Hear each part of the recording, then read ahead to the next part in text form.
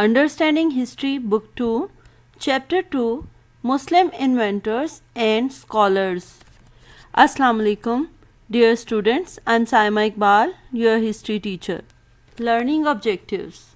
By the end of lesson, students will be able to know the contribution of Muslim scientists and scholars to the present day advancements in sciences and about the end of golden age of Muslim progress and prosperity.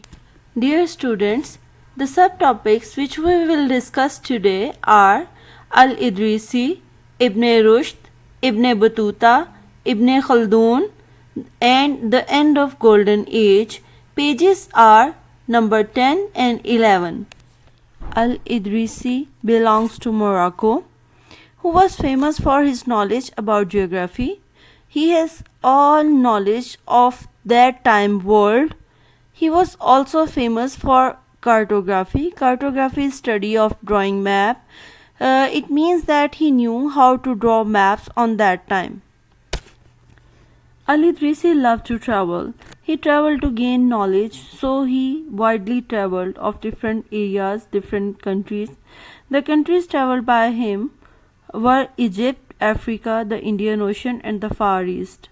After end of his journey, he compiled book with the help of maps, so it would be easy for others to travel.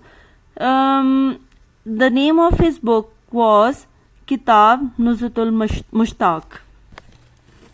Al-Idrisi's work and his maps inspired later travelers. The traveler who started traveling used his book and his maps for traveling to these countries and other.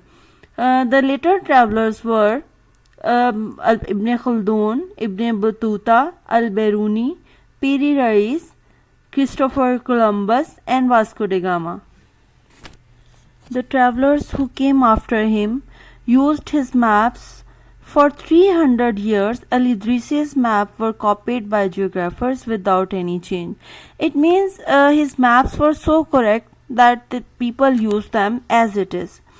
Al-Idrisi served at the royal court of Roger II at Sicily, where he died in 1161. Ibn Rushd was a Spanish scholar. He was acknowledged as the greatest Muslim philosopher of all the time. Not only in Eastern world but also in Western world, he was the greatest philosopher. His family served as qazis and imams of the mosques, especially Grand Mosque of Cordoba in Spain.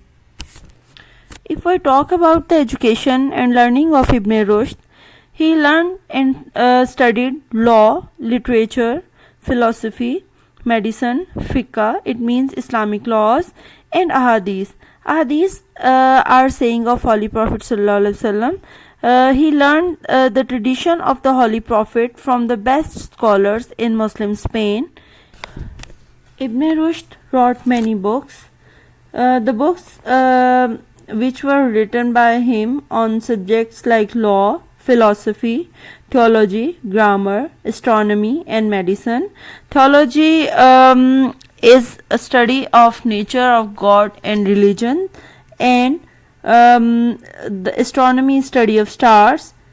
Ibn Rushd was a versatile genius. It means he is able to do many things at a time, who greatly influenced the thinking of both Eastern and Western scholars in many disciplines or subjects. Disciplines mean subjects for almost a century.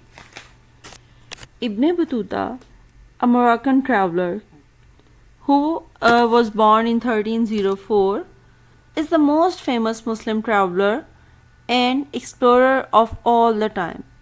It means he was the one who traveled almost whole world, and he explored many countries and territories. He traveled on foot, horseback, camel and by sea. He covered almost 120,000 kilometers. That is 3 times the Earth's circumference. It means we can say that he traveled around the world 3 times. So dear student, here is a map that is on your book page 10. You can see that red arrows which are showing that Ibn Battuta traveled on those areas, and you have studied that he traveled almost 120,000 kilometers, so that is 3 times the earth's circumference. These red arrows are showing you how many times and how much area he traveled by Ibn Battuta. He visited Spain and traveled across all the North Africa and Sahara Desert. In Middle East also he visited there, Arabia, Turkey, Central Asia, and eastward to India, Maldives, Southeast Asia and China. When he reached here India, it was the reign of Muhammad Tughlaq. He stayed here and worked as chief Qazi, and he stayed in India for 7 years, and he also wrote an account on Tughlaq's reign. He served so many years at the position of Qazi in Muhammad Tughlaq court.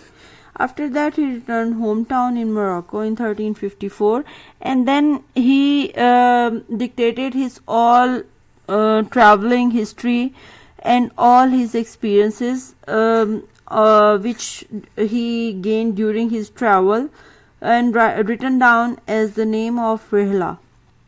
Ibn Khaldun, who is also known as the father of historiography, which is the scientific method for the study of history. Like he study history on scientific basis. He was born in 1332 and died in 1406. He wrote the famous book on the study of history, Kitabul Ibar, and its introduction, the Muqaddimah, is the masterpiece on the subject. In his books, he explained that how a civilization or an empire gained its highest position or gain a rise, and after that it falls, and what kind of mistakes they made, so any empire or civilization fall. And he also explained that what kind of effect on common people this have, and how the economy of that area or civilization collapsed. When Europe discovered Ibn Khaldun's work in the 1800s, it served as an important guide to the development of modern sociology and historical thinking. He provided the basis for the development of this modern Europe that we have now.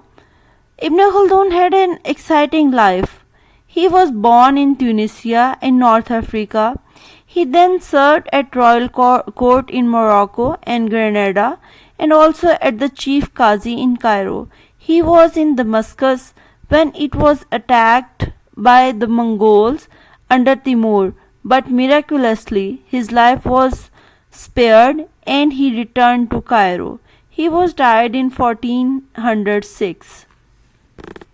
The start of Golden Age was with the start of Islam, and it ends in 1258 when Hulagu Khan, who is the ancestor of Genghis Khan, a Mongol leader, attacked and destroyed Baghdad, and the learning of House of Wisdom, Batul Hikmah, was lost to the Muslims.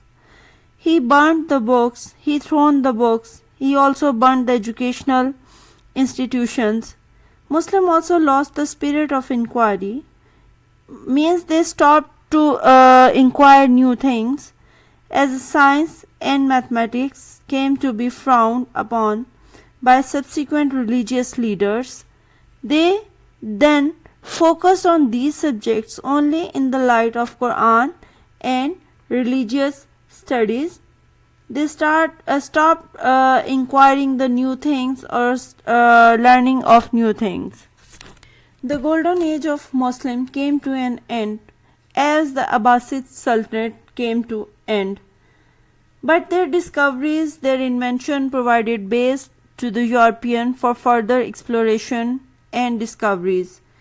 They helped to bring about advances in science and technology in European from 1400 to 1850. Muslim scientists had based their principle of study on not accepting anything as true till experimentation had proved it. It means that Muslim scientists did not present anything in front of world before doing experiments, before proving it, then they presenting it in front of world.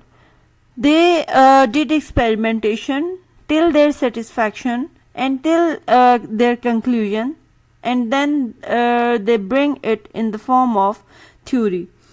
They also worked on the principle of going from the known to the unknown, which means that their knowledge of what they knew to be true, because the base for their discovery of because it provide base for the discovery of the unknown.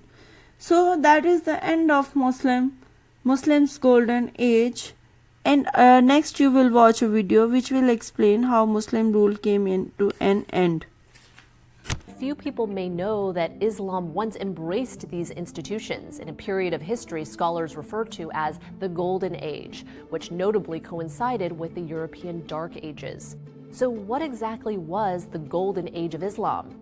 Well, most historians understand the Islamic Golden Age as a period of history under the Abbasid dynasty, which ruled from the 8th to 13th century. At the time, Islam was only about a century old and concentrated in the Arabian Peninsula, the Mediterranean, and North Africa.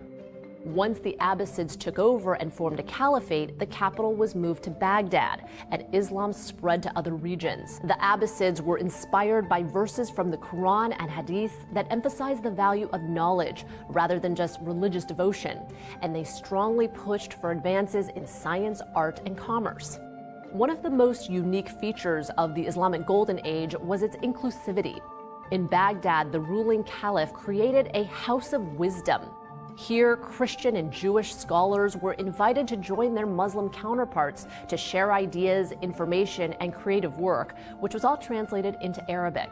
These scholars carried out a variety of state-funded research projects, resulting in the Islamic world's first astronomical observatory and one of the most detailed world maps of the time. The House of Wisdom also fostered a considerable amount of scientific, philosophical, and scholarly works. Many Golden Age scholars put their studies to practical use, particularly in the field of medicine and healthcare. Physicians and philosophers wrote medical encyclopedias and textbooks that were used for centuries. One famous Persian physician was the first to differentiate between smallpox and measles. By the 10th century, pharmacies were a staple in most Muslim cities, and hospitals stayed open 24 hours. This era even saw a sort of universal health care, as hospitals were forbidden to turn away the poor.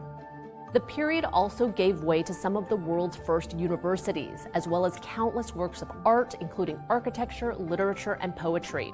The Golden Age also saw the foundation of Sufism, which is a mystical Islamic philosophy that promotes peace, education, and philanthropy. So we just completed our topic. Students, here's your assignment question. Question number 1 is, write a note on Ibn Rushd and his field of study.